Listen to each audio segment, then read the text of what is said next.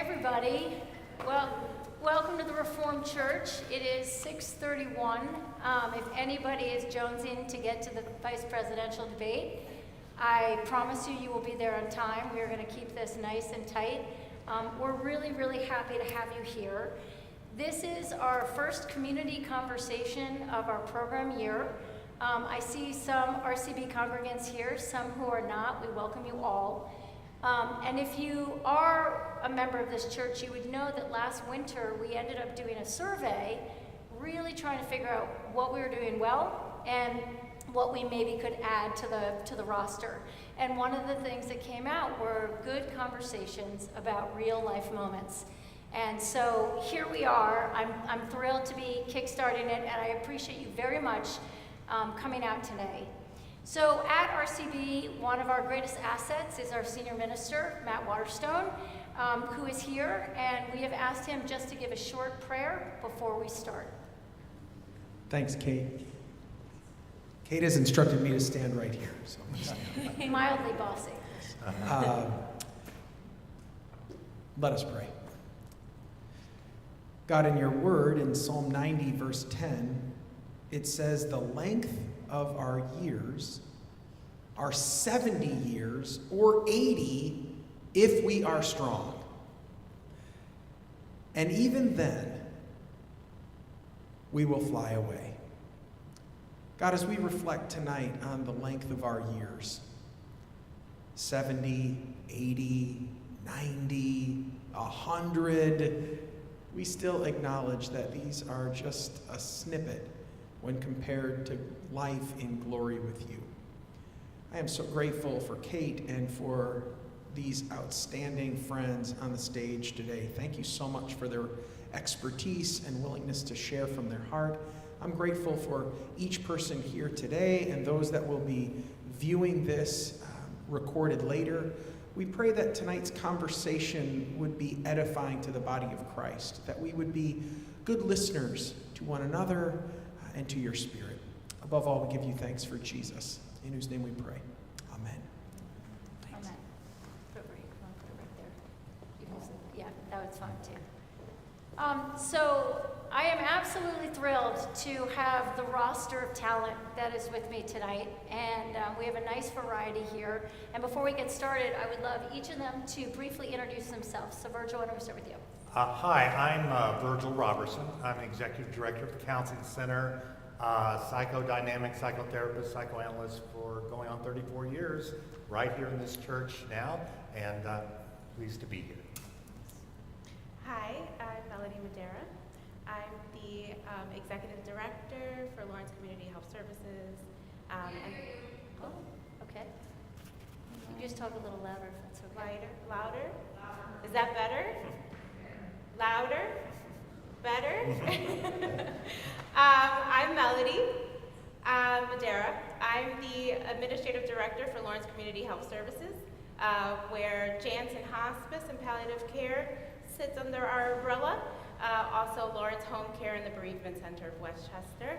Really excited to be here. The Bronxville community has been a huge support of LCHS, but definitely everybody knows about Janssen. Janssen started here in Bronxville, so I'm just super excited to be a part of this. Thank you. I'm Tim McGrath, born and raised in Bronxville. I work down at Fred H. McGrath & Son Funeral Home. I've been there for the last 25 years when I joined my father, who had run the business after his father died. So we've been in Bronxville for 106 years now. So, Wow. but I'm happy to be here. Hi, I'm Jenny Shively. I am a longtime resident of this community and a member of this church. And I am a chaplain at Mount Sinai Palliative Care Unit on Fifth Avenue. And I also need to add for the RCB congregants, this is the daughter-in-law of Cynthia Shively, who flat out is a legend in this church. So this evening is going to start with just some facilitated conversations, some questions and answers. And yes? Thank you. My name is Kate Milliken-Boy, and I have been serving as the Director of Communications at the Reformed Church for about 2 years. And I'm a congregant. Thank you very much. That was very thoughtful. So we will start with a facilitated discussion between all of us. And I think that what you're going to hear tonight are 3 different themes. So we're going to be talking about how you think about the end of life, acting on the end of life, and end of life itself. And once we have this discussion, we will then take the mic, I'll come out, and we'll crack it open for questions and further dialogue involving you. So Virgil, why don't we start with you? In many cases, the subject of death comes with aging. So what are some of the themes and concerns that you see with older or potentially sicker clients who are coming to terms with their own mortality? Well, over the years, I will just say, it isn't always the older or someone who is sick that talks about death. You probably have all been familiar with Elizabeth Kubler-Ross's book that's a classic on death and dying. And she says in there, quite frankly, that we should be thinking about death and dying all the time through our life because it allows us to be more present. So in my work as a psychotherapist for all these years, and also I served as a chaplain at St. Luke's Roosevelt Hospital many years ago when I was in the seminary. People in my practice and in that time, they are philosophical, that's a theme. They could have regret if there's something they haven't done. They could have a wish about what they want to keep doing. And that's why I don't want to put an age on it, because I work with people that don't have any issues with their health. Yet there is a fear sometimes about just talking about death, being with death, and it's around, I think, much more than the death itself. It's around the anxiety of loss that maybe has not been dealt with. So when it really comes down to it, I really think that ultimately the theme is, how do I recognize what my life has meant? There was an article, and I won't go on too long, We're doing great. But it was in this Sunday's New York Times. It was an op-ed essay. And it was about a young woman, well, she was talking about, at 12, she started writing her own obituary, Kelly McMasters. It's a wonderful article, because she said it has allowed her to write her obituary every year and to look and see what she would want it to say. And I think that's so wonderful, exhilarating. You know, because many times somebody will say, look, hey, you know, when you're this age, I'll be 6 feet under. And people go, no, come on, don't talk like that. But usually, that's healthy. It's like, you know, I might not live to be 150. So it's okay to admit, I might not be here. It's that kind of conversation. It's that kind of opening up to think about how you want to live now, and how you want to be remembered is one of the major themes that I deal with. I do appreciate, and I think that there are misconceptions, and you've just already nailed one, so thank you for correcting me on that, and it's true. I'm 52, and I start thinking about, well, I'm on the back 9, or it just makes me more reflective, I think. Yes. Melody, before you began as a director at Janssen, you were a hands-on nurse, and some of the people and patients that you worked with were people who had dealt with chronic illness over time. So describe some of the patients that you saw and where they were with their journey. Yeah, I'll speak up as much as possible because I guess I have a low voice. And if you can't hear her, raise her hand and we'll just put her on the stick mic. Yeah.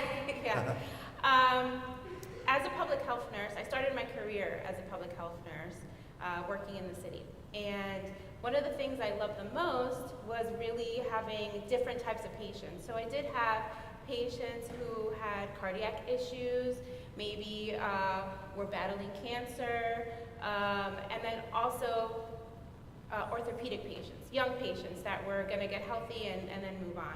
And I think something that struck me when I was a baby nurse to then being a more expert in the field is that conversation about what is the legacy that I'm going to live. So a lot of times when you're a public health nurse, what you develop is really this great active listening and assessment skills. It's not just the hands-on touching the patients. It's also sitting at the kitchen counter and having a conversation about, you've been diagnosed with congestive heart failure. And what does that look like over time? And what are some time points to think about as you go on this journey? Because congestive heart failure is not going to be cured, right? We're going to live with it over time, but at some point, we'll have to turn the corner and say, will I continue treatment, or will I decide to really move towards palliative and hospice care? And so I always say it brought me full circle, because now I'm the director of hospice, but those were the kind of conversations that I kind of really appreciated as a young nurse, speaking to my clients. So one thing to add is that when we were pre-interviewing, and I said, when is the time that when you find out somebody has a chronic illness that you actually, when is a good time to bring up the subject of death? And you said, upon diagnosis. Yeah, and I think Virgil hit it on the head. We should be talking about it every day, all day, any time that you have a conversation. And it doesn't mean that you're morbid or just going to be focused on death and dying. It's about really thinking about the quality of life that I want to have as I go on this journey with this illness, but also what are the people that we have to bring around us as we move through that journey, and that happens over time. So when you have a chronic illness, there'll be more hands, more support, more resources wrapped around you. So then that way, when you get to the point where you're thinking about palliative care, maybe withdrawing treatment for hospice, there's a community there that you can lean on. Right. Virgil Can is, sure. Well, I was just going to talk add about, this? There was a study done several years ago that one of the biggest fears when people are thinking about death or approaching anything is the fear of dying alone. It is huge. And that is one of the things why I think, Melanie, I agree. When you're talking about it, it's a way to bring people around. It's community, like this church and others. It's so important. it's funny because, one would think that bringing up the subject of death actually makes people go the other direction. And actually, Virgil is married to a minister named Shannon White, who wrote an entire book called Invisible Conversations. And this whole idea of how you actually start the conversation about the reality of it, without someone thinking, oh, you're in it for financial gain, or you're making assumptions. So if you were, and I'll bring you into this also, Jenny, and Tim, if you have something to add, great. What is the actual first line when you're going to bring it up that you guys bring it up? So I work in palliative care, and so I'm not giving people medical information, although I do enter the room with the doctors initially in the morning. But a lot of times, you ask them questions like, what are you afraid of? Or what's most important to you right now? Or is there something you hope for in this time you have? Those kind of questions are helpful. Mm-hmm. Yeah. Anything else you two want to add on, or three want to add on this? I mean, I guess I come from it from a more practical standpoint, but the first question that people can have to start that conversation is cremation or burial. As simple as that, and that just sort of starts it, because that is the first question we ask. What type of funeral do you wish, a cremation or a burial? And then you expand from that point on. But I think that is just a very simple way of starting that conversation. And I'll just throw one thing out, and this is a show of hands for the audience. How many of you know yourself or have told your family members where you want to be buried? Raise your hands. Okay, so we have about probably, I would say, half, maybe a little more than half, kind of these questions of, to think about. So why don't we continue with you, Tim, about kind of the process of what McGrath does, all the things you deal with, and how you start the process of when death actually happens. When the death happens, many people have actually used this line, sort of one-stop shopping with us.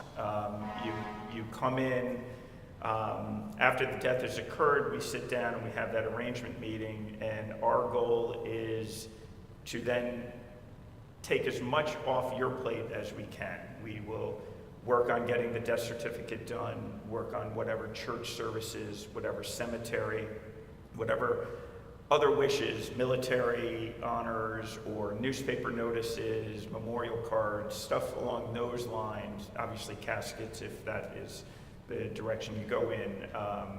So we hope that after that 45-minute hour meeting, you go and a lot of that has been taken off your plate and you don't have to worry about that type You of stuff. forgot one that I thought was really impressive, Social Security.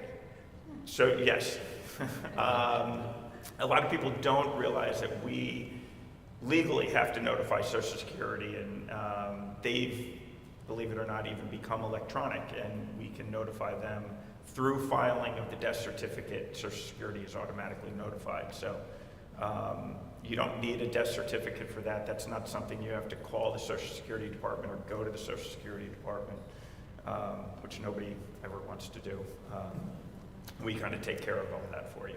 Yeah. So why don't we go through this amazing roster here and talk about what a positive death looks like for each one of you. I would say, and this goes back years, when I was a chaplain at St. Luke's, Roosevelt then, I met a man named Bob. He used to be in advertising. And it changed my life in the fact that it really gave me a feeling of my call to be a counselor. I would go visit him. His adult children were far away, and so he didn't really have a lot of family, and it was a terminal illness. He would draw pictures of things that came to his mind. He was in his wonderful imagination. He was very lively, and it was that kind of being to me that was about him expressing himself even in the midst of what was coming. And that has been a positive impact on me and what I've seen. I will also share one other, which was positive. One of my closest colleagues and good friends got a brain tumor in 2020 and passed the next year. So I visited her quite a lot, as did my wife, Shannon. And she used to say to me, you know, Virgil, the thing I'm going to miss most is being with myself and talking with myself. She had made peace. And she was really an inspiration for myself, our staff here, and everyone because of just how grounded she was in accepting where she was. Those were my two positive experiences. Melody? Yeah. The first word that came to mind was peace. Being surrounded by love and peace. I think that's when we hear about stories, a lot of families write into us, they contact us, and the one thing that always comes up is, you know, my mom or my sister, my brother, my son, my daughter, they were at peace and they were comfort, and they were feeling comfortable during that time, and they felt supported and loved in the room. So I would say that's what an ideal death looks like to me. Tim? Well, from our standpoint on it, it's when things go smoothly for the funeral, where many times families or the deceased is left a long list of what their wishes are and the way they want things to be done. And when at the end, we're able to sit back and be like, and the family comes and says, that was exactly what we wanted. That's, to us, a good funeral. And how often do your clients pre-plan their funerals? It is common. It's more common than people think. Where it's as simple as wishes. Public wake, funeral service, I don't want anything, I want a cremation, whatever that is. We have a lot of those pre-planned. Obviously, prepaying is a whole different subject of to get into, but that's not, I don't think what you were asking. So, Well, but yes, no, it is, and people find it to be a relief that they know their wishes are down, and sometimes they come in as couples or with a son or daughter and just get everything down, and that way that's taken off the table too. Can I add? Of course, to that? Sorry. please. I just have a story. So I was a public health nurse working, and I lived with my grandmother. I was about 22, and one day I came in, and she's like, so we're gonna go to the funeral home, and we're gonna plan my funeral. And I was like, what? I just came from work. We're gonna have this conversation. And that was the first time that I had somebody be so open about what they wanted and the wishes, and coming to terms with, you know, I've had this great life and I know it's gonna come. I want everybody to know this is what I want my funeral to look like. So you just sparked that memory. And Tim, just that was out a of great memory. Yeah. Melody, just out of curiosity, when you were with your grandmother at age 22, was she ill? No. And how old was she? Well, my grandmother is At that point. 96 right now. So she... Melody's about to confess her age. I The whole world Okay, can hold on. about 20 years ago. Nice. But 70s? Yeah. Yeah. Yeah. So I was surprised. She did not yet have, now she has cardiac issues, but she did not have anything. But I'm very close with her, and I've learned a lot from her, and being upfront about the quality of life you want to live and the legacy that you want to leave, I've learned that from her. So. But reflecting upon that now, Yeah. you can recognize the gift. When you were Such a 22, I'm sure you walked out to your friends and were like, you're never going to believe what just happened. I did tonight. Yeah. Yeah. Well, you'd be surprised. As many of you know, I lost my husband George to cancer 6 years ago, and he was sick for 3 years. So, and then, you know, at the end of his life, towards the end of his life, he was given, like, hopefully you're going to live 6 more months or something. So we started to plan his service. And it's not as, like, dark as you might think. Because he was sitting there telling me all the people Yeah. he wanted to speak. Yeah. And I said, Yes. honey, I don't know that we can keep people there for, like, hours. Like, you know, so we were, like, negotiating around his service and the different things. And then I happened to say to a friend of mine in town, you know, it's such a bizarre time. I'm sitting here talking about how to plan a service. And she said, oh, no, Mark and I talk about it all the time. And they weren't sick or anything. You know, that was just another 2 friends of mine. And back to your initial question, I think that death is like life. It's a part of life. It's sometimes it's positive, sometimes it's negative. It has all those elements in it. And I wouldn't want to say, oh, this is a good death and that's a bad death. I think to be with what is, Yes. is the challenge and the invitation. And I think that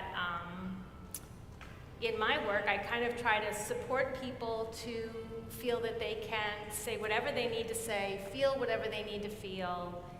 And I'd say some of the most beautiful moments have been when family members or different people who are close to this person who's dying, when you feel the intimacy and this, you have this kind of sacred space. I'm in a hospital setting, so you're in a hospital room.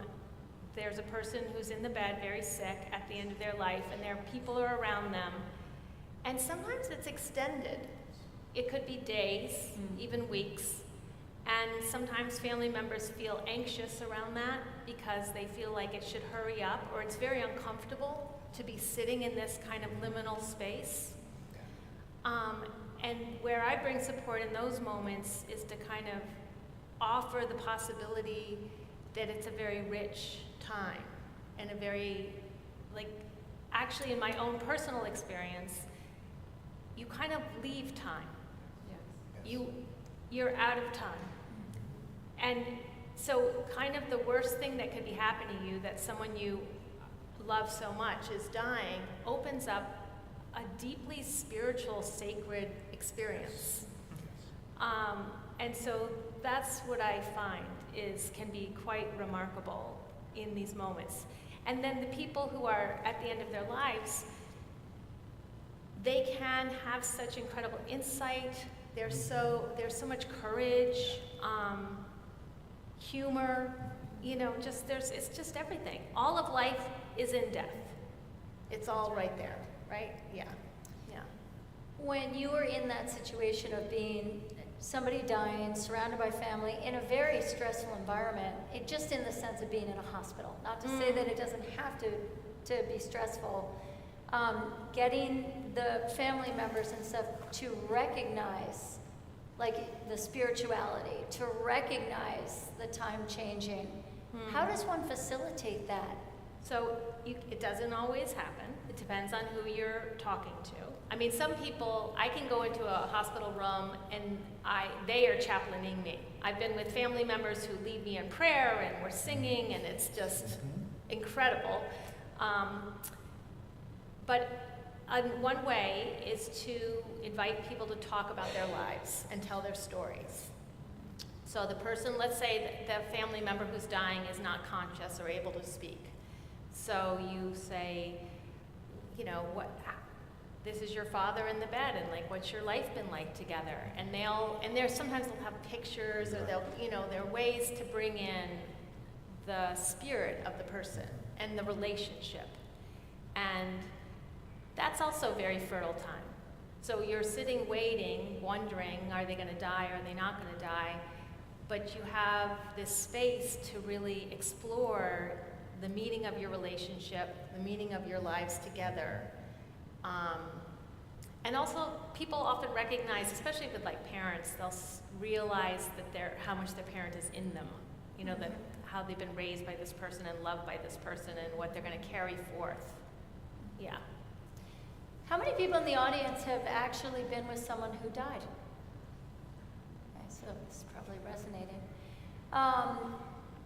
This is so positive. I unfortunately now want to arc it back into a little bit of the negative, just in the sense of asking the same question where you weren't having access to these wonderfully powerful moments. So can each of you speak, or some of you speak, to something that didn't go as well, that felt different? Well, so we've been talking about being with somebody during their terminal illness. So you have that space in which you're able to say goodbye. There are times where somebody passes away suddenly, and you were not prepared for that. And me, myself, when I was 29, I lost my fiance. And so, to me, the concept of having time slow down, right? And the world is kind of happening. What was beautiful is the community around me, kind of helping me through the time zone, because I wasn't in the same time zone, right? And so I bring that in when I speak with my team, and we talk about, some of the patients and how we can support them, because not everybody has really this strong, supportive family behind them, or community, or even a church community to really help shepherd them through the time. And so that's one of the beautiful parts of having a hospice team because although we know that there is going to be this finite moment, we're never prepared. You're never going to be prepared, and that's okay, right? It's about us coming together to really help get through that time.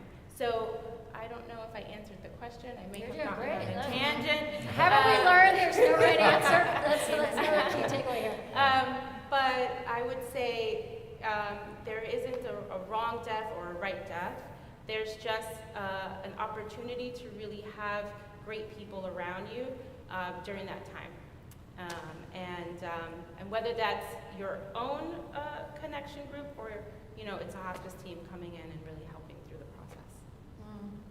Tim, you want to give a... Well, I mean, just kind of piggybacking on the sudden death, that obviously, the emotional toll that takes, and you weren't in the same time zone. You're absolutely, your mind is spinning, and that is when we hope families just lean on us to kind of usher them through that 4 or 5 days of getting through that funeral service and getting things done because they aren't thinking clearly. Normally a conversation is not had when there's a sudden death, but a sudden death doesn't necessarily mean a 29-year-old. It could be a 70 or 80-year-old. It's a sudden death is a sudden death, and it affects you, young or old. When you're not expecting it and you're not planning it, it is jarring and terrible. Jenny, any? Yeah, I think even in palliative care, there are certain patients who appear to be like maybe they're going to be, staying at the palliative care unit and going on to Calvary, and they think they have 6 months, and then they're gone. So that is very shocking and hard. I think, again, I'll just reiterate that, your life is in your death. So any problems that you have in your life, so families that have a lot of conflict and unresolved conflict or trouble communicating, that will be in the room with the family member who's dying. And it makes it harder, but it's just the reality of what's going on in that family in that moment. You hit on something, Right. Jenny, about the unresolved part, and I think that is the hardest piece with the conflict that comes up. If it's an abrupt death or it's a death by suicide, there is a lot of things that come forth, and as a caregiver, helper, there is ways that you have to be a vessel to listen and affirm and validate, because there are no wrong feelings. Again, to Kubler-Ross, she tells a story about a woman who was all fine about after abruptly losing her husband, and then all of a sudden she was in CVS and started screaming at the cashier all of a sudden out of the blue. Because grief isn't this linear thing either. Mm-hmm. As you might know, the whole 5 stages, which I say DABDA, which is denial, anger, bargaining, the depression, and acceptance. And there is no linear piece of that. You go up and down and here and there, because ultimately it's hard to assimilate that.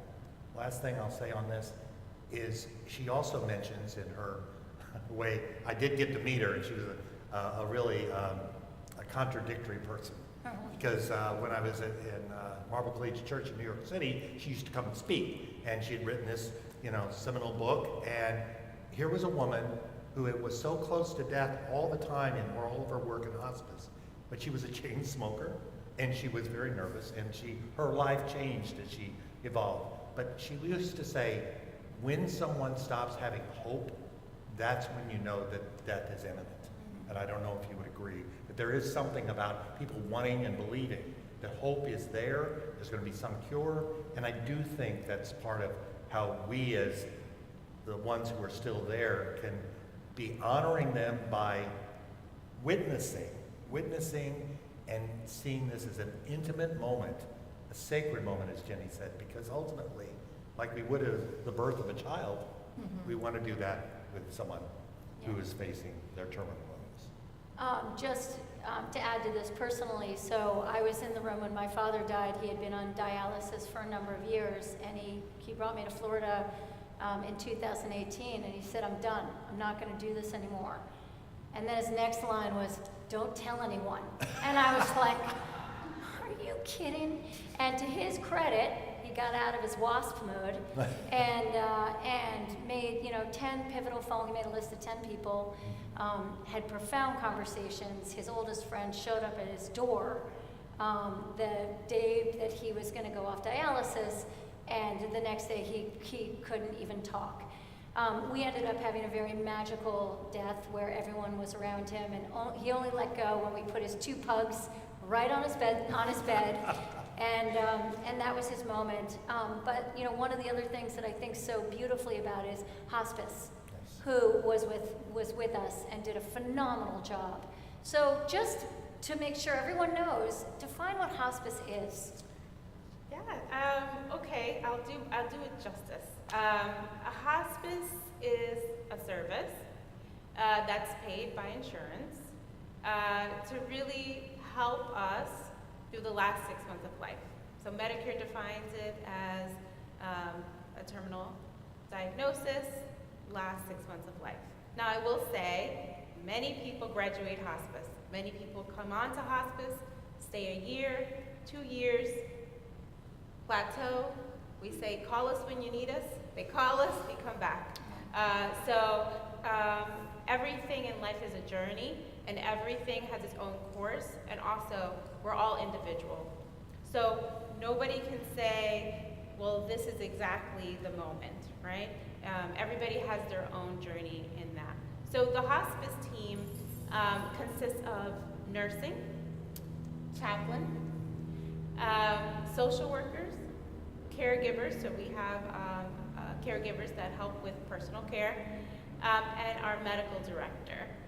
The great thing about Jansen is that we have a really great fund board that really does fundraisers, and we're able to offer additional services. So we offer yoga, Reiki, energy work, massage, acupuncture. We've been really blessed by the Bronxville community to be able to offer those services out to patients and families, including additional caregiver hours. Many hospice agencies don't have the endowment to provide additional home health aid hours, and so we've been lucky to do that. But that is part of the benefit within Medicare and Medicare guidelines. And whether you have Medicare or you have a commercial insurance, all insurances have some variation.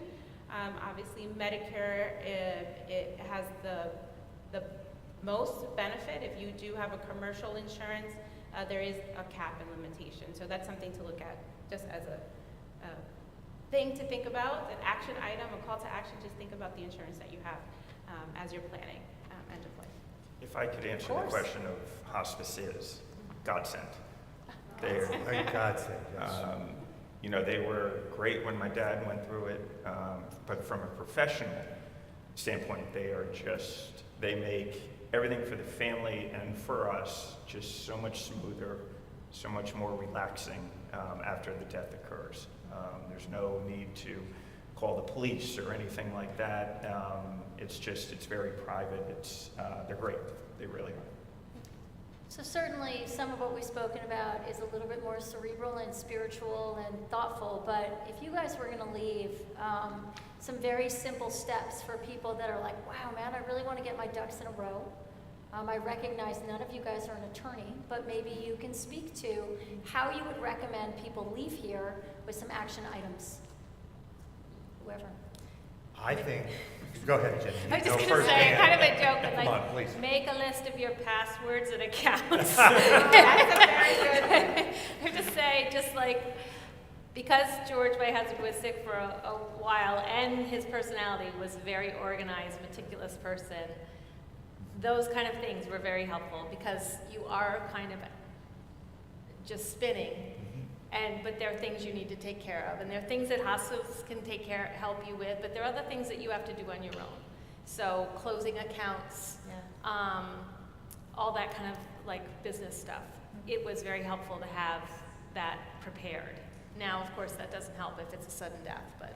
So, one thing I think is an advanced care directive, a DNR, Yeah. a living will. These are very important just steps that when I was a chaplain, we had to do that and work with it, and it was a kind of thing that helped to confront death, right? And so sometimes those logistical things, having a lawyer, having your will, there is a lot of percentage of people that are afraid to do wills, like it's a superstition. If you do your will or you talk about it, that's going to jinx it and you'll die. And it's that kind of challenge, I think, that if you really do get your ducks in a row, you're loving yourself and you're loving your family. There's actually a stat that I looked up that 64% of a surveyed population thought wills were important, but 32% only had them. I had a phone call with Suzanne Bloomer, who's not here tonight, who's an estate lawyer, and I said, what is the price point for kind of the basic 101? And you're looking, every case is individual, don't quote me, but $2,000 to $3,000 to be kind of working through this. Other elements? So, kind of going along the lines of my father-in-law, who actually did die suddenly, but for years leading up to that, would, when they were going on a vacation, would call my wife Jennifer in, and he had his book. This is who you call, this is this, this is this, this is this. My father, the funeral director, we didn't even know where the deed to the cemetery was. So, Yeah. my father-in-law was a lawyer, so, you know. Anything you want to add there? No, I just want to echo what Tim was saying, because my father died all of a sudden, and there was no will, nothing. And I'm an only child, and I had to deal with everything. That was years ago. When my mother got ill with Alzheimer's, I had a lot of ways to set things up because I had power of attorney. But I'm saying it really is a whole different thing. If it's all of a sudden, it's not there, surreal, head spinning is an understatement, I think, right? So. Before I crack this open to this amazing population here, is there anything else anyone wants to add? I assume a lot of stuff's going to come up here, but anything else that I've forgotten in the short term? Okay. So I welcome anyone who would love to make a comment or question or anything. Great, Suzanne. If you'd like. I'm curious as to whether you all, if any of you work with death doulas. Actually, I was going to say that. As we're talking about... Melody, can you repeat the question? Oh, yes. The question was around, do we work with deaf doulas? And as we were talking about not knowing what the documentation is and, you know, having to notify, close accounts, a deaf doula can definitely help you with that. They specifically work on helping you through the process when the person has passed away. So there are a lot more deaf doulas now. There weren't a lot maybe 10 years ago, but yes. And I definitely recommend deaf doula. I also recommend if you have a geriatric care manager, working with them closely, so then that way they understand what the needs and wants are towards the end of life. You know, something that I find is families may not have that open dialogue with the geriatric care manager, and so they're kind of grappling towards the end of how to help steer the rest of the family. So I think open, transparent communication and a deaf doula would really help. How many people have heard of a geriatric care manager? Great, how many have them? Wow. Okay, cool. Anyone else? I've never heard of a death doula. Oh. That's a new one to me. Yeah. Oh, yeah. Mm-hmm. Anyone? Oh, did I get a? Yes. Hi. Good to see you. Laura Hale. My mother has a lot of her friends are dying, and I struggle. I'm sort of the one giving her the news all the time. Any tips, advice? It's like, I don't want to tell her, but I know I have to tell her. Actually, my mother-in-law has a similar, like, just 2 days ago, she said, oh, I want to call Liz. I can't. She died. She just died. Yeah, Liz just died. It is hard. And you have to measure with your mom what she, you know, but I guess it's the same, like I think about what my work in the hospital, it's like you're meeting people in great grief and pain, and that's a part of life. And what we can offer one another is great compassion. And, you know, if she needs to cry and grieve at the loss of her friend and to do so with her daughter, that's pretty ideal, you know, that you could have that space to have the fullness of your feelings around the loss. And also just, you know, sometimes just stating the obvious, this is very hard. Yes. Just acknowledging that someone's doing something that's hard. Yeah. Naming it is Yes. big. It's naming it that helps your mother and I think others to relax with it as opposed to trying to keep it. That could be a lot of times our own struggle to feel like we're going to hurt them as opposed to trying to be there with them, as Jenny's saying, and being a witness to what they're feeling or their grief. Anyone else? Yes. Hello, I'm Christina Stout, and I want to thank the panel. I think this is extraordinary. For about 15 years in this community, I ran an organization called Westchester End of Life Coalition, and we were trying to have these kind of conversations happening, and I'm very grateful to all of you who organized this, and in some way also very grateful to COVID, because I think COVID has opened up the conversation in a way that it otherwise would not. And you're correct, you need all the list, you need your will, you need your power of attorney, you need your healthcare proxy, you need your passwords, and you need to make the lists of, if you want to, your funeral arrangements, etc. But to me, the most important thing is that you have the conversations on all of these issues with your loved ones. So that and not have the conversations when the person has just been admitted in the hospital, but have the conversation at Thanksgiving. That's when I have these conversations with my family. Everybody's gathered, maybe the little kids have gone to bed, you sit around, you have another glass of wine, and you tell them what it is that you would have wanted and what might have changed since the last time that you had this conversation. Because you were talking earlier about issues, I don't like to call them negative deaths, but difficult deaths. And the ones that I've seen as a hospice volunteer that were one of the most difficult was a family that in the end took their loved one, their husband, off hospice because this family member, the son who lived in California, with a very guilty conscience for not having been in contact with his father, the daughter and the wife were living here in Bronxville. They knew exactly what the patient wanted, and he wanted to stay home on hospice, but the son arrived and said, no, we have to do everything, And he finally persuaded, after very good conversations by the social workers of hospice, they were not able to persuade him that they were on the right course. And he was put into the hospital on life support, and he died just a few days later. Unfortunately, not the way he wanted, but that was because the family, the daughter and the father and the wife had the conversations, but they had not brought in the brother who was far away. And so it's the one thing I think is the most important, and to have those conversations often, because you change, as Jenny was mentioning, and when the situation changes in the family, then you bring it up again. So conversations is what I would emphasize. Can I just say too, those conversations are happening unconsciously, and if we name it, they can be opened up. It's the fact that we think, okay, we can't have it, but they really are going on.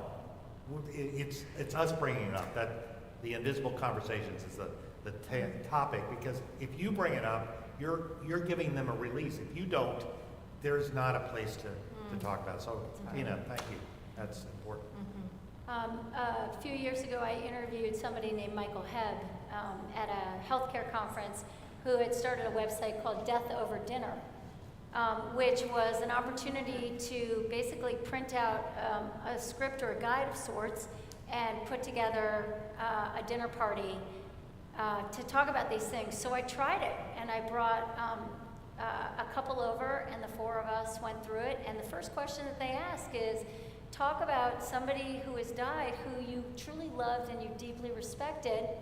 And within 2 minutes, this 250-pound ex-football player was weeping about his grandfather, and we hadn't even gotten into the logistics. So that's something to think about, and how wonderful it can be a community activity too to start having these thoughts. So Jenny? Can I add to that? Yeah, and kind of touching upon your mother's grief. Just the fullness of our experience as human beings involves great joy and great loss and grief. And so I feel like it's a beautiful thing, although a challenging thing, to open ourselves to the fullness of what it means to be human. And crying, everybody, we don't want to cry, we don't like being vulnerable, but it's actually kind of listening to your own inner heart, you know? It's a way of like making space for yours, you're letting yourself be fully human. And it can be quite liberating to allow for that. And I would just like to say, to Christina's point, I think another good takeaway is that it was a difficult death, not a negative death. So good Exactly. correction. Yes, Josie. It's also a matter of religion, because you think by, okay, how we're going, how it's going to happen, Jesus is out, God is out. And I got once, a couple of times, in a situation, I was down in Harlem driving, and someone just jumped out of a window.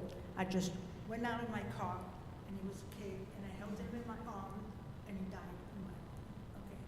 And I just felt then, and after the police came, whatever is happening, but at least I felt good. Then I held him, and he was able, breathe and everything, but he died in my arm, at this point.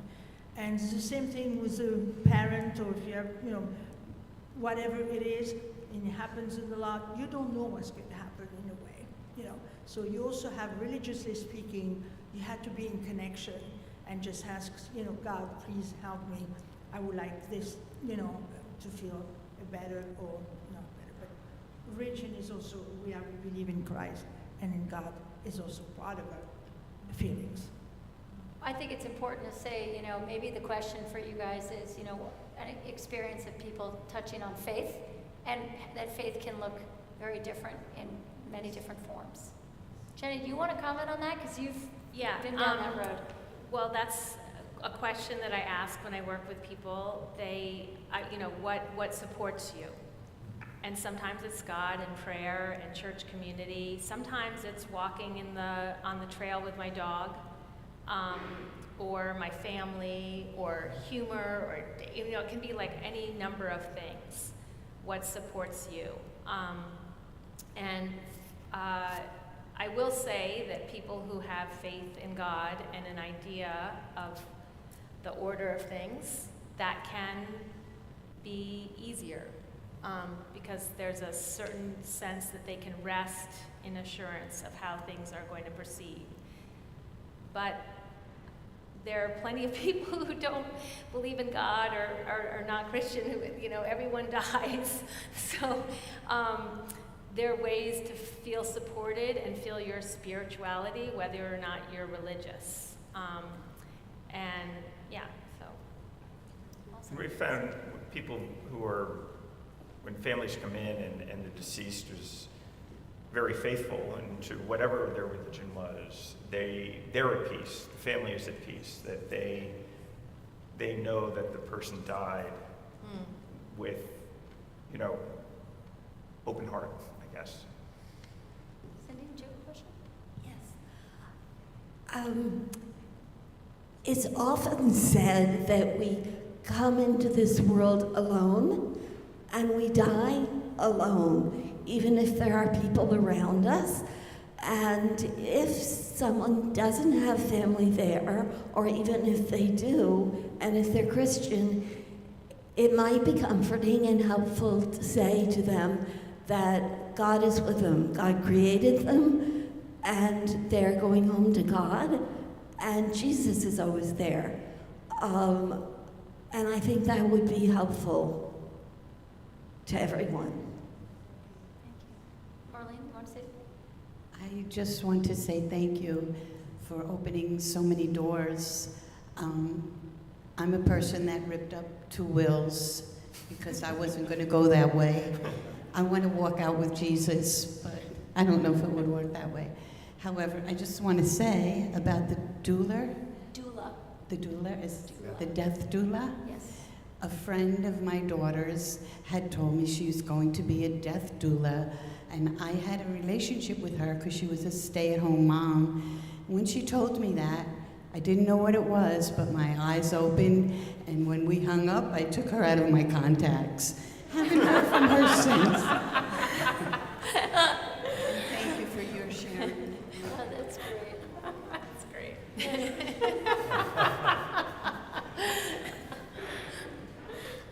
Hi. I have a question for the panel. that has always been a problem that I've known about in my life. How do you bring about an understanding of death and dying in children? Can you repeat that? How do you? Children. How do you, Children. how do you put an understanding of death and dying for children? Young children? Yes, adult so- children, even adult children. Yeah, developmentally, children do not really grasp death until between 5 and 7 changes, unless, there's a caveat, if they've really had somebody very close to them die. So, and even then, they're still assimilating it. And so that's where I think being the vessel, affirming, validating, welcoming, being curious about how they feel, how they understand it, not forcing. It's the fact that sometimes children that I've experienced, they need to just cope and not deal with it until they're ready to. But you're always there, either as a professional or as in hospice, that you've dealt with the family, to be someone that they know cares and is listening, and wants to be there as a presence. Yeah, I was gonna just add that, having a resource to really help the family, especially those young children, to really process the grief in a way that they're gonna understand. And so we have the Bereavement Center of Westchester. Anne Marie is there in the back. And we specialize in pediatric grief counseling, and the Treehouse is one of our great programs. Can we ask Anne Marie to Yeah. maybe answer this question? If that's all right, yeah. Hi, you're behind a pillar. Sorry. Hi, everyone. I'm Anne Marie Conlon, Program Director at the Bereavement Center of Westchester. You might have heard of the Treehouse program, which is a family bereavement program for kids 4 to 18 who've had a parent or sibling die. And this is what we do. We are a safe place where they can come and not feel so alone, which is why it was created, because kids don't grieve like adults do. No. So we often think that they're not grieving. They are, just as kids. So I think the question was, Just how do we prepare them?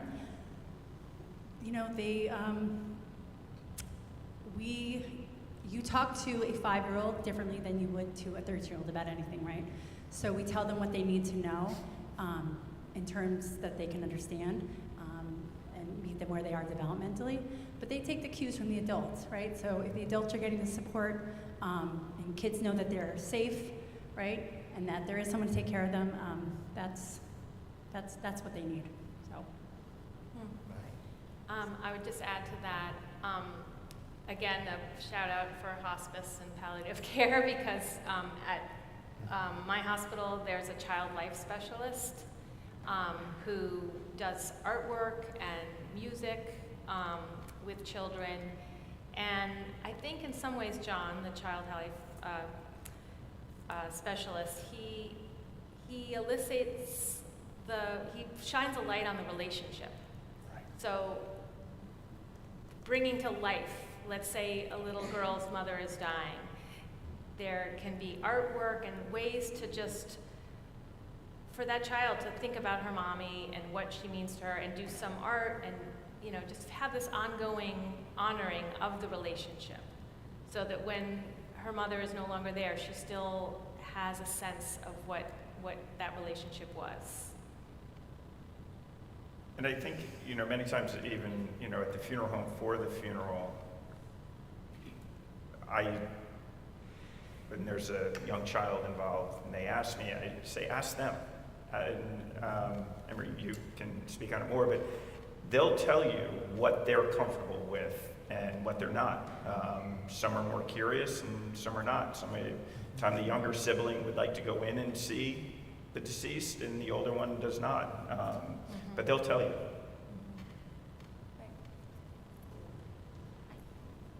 Hi. Thanks.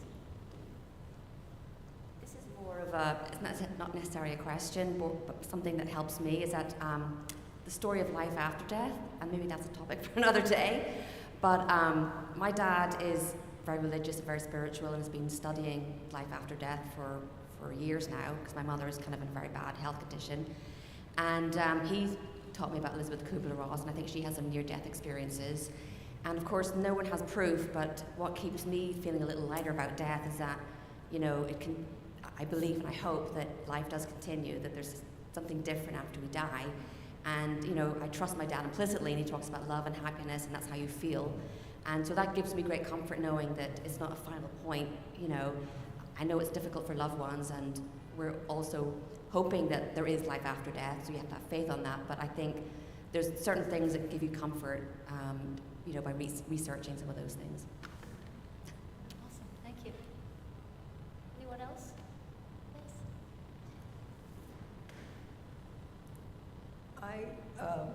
There are many different views in my family about young children going to the funeral. I happen to be somebody who feels it's very important that that my children went to, and my grandchildren.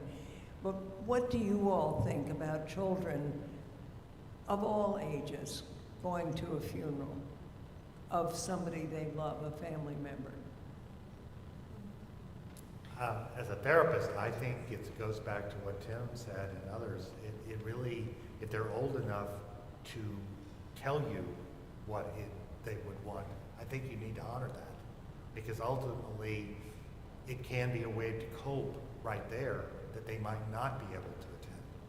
However, if they're very young, then I think you have to choose as a parent or a grandparent what you feel is right.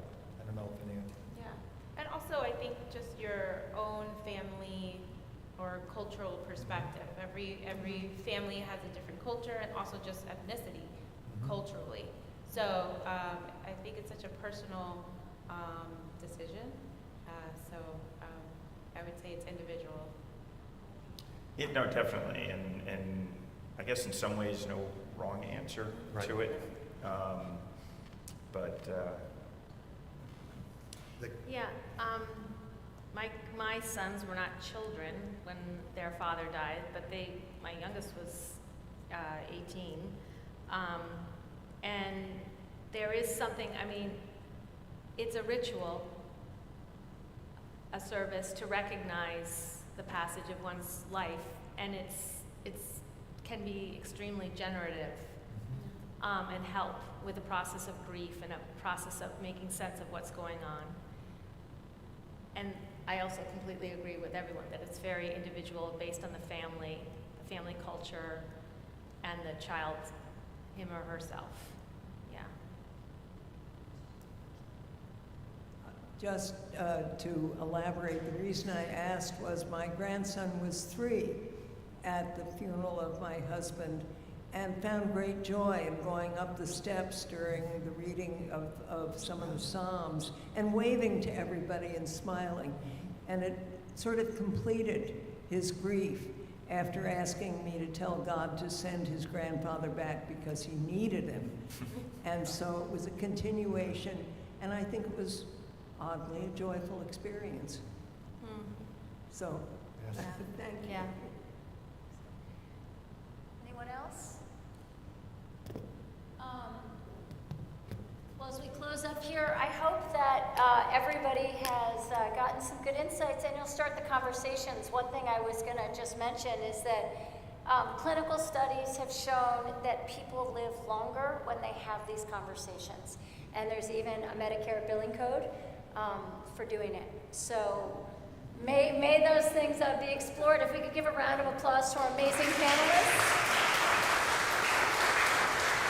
And we thank you guys so much for coming. I don't know if you want to put yourself in hospice after this debate. I'm not sure, but you're going to make it in time. So thank you very much.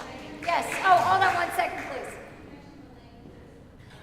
So we actually are live streaming this, and if anyone would like to get the live stream, if you're on our newsletter, we will make sure we have it in Thursday's newsletter, the RCB This Week. If you don't get that, and you can reach out to me, Kate at Reformed Church, and I will make sure it's sent. Thank you, Judy. Thanks, everybody.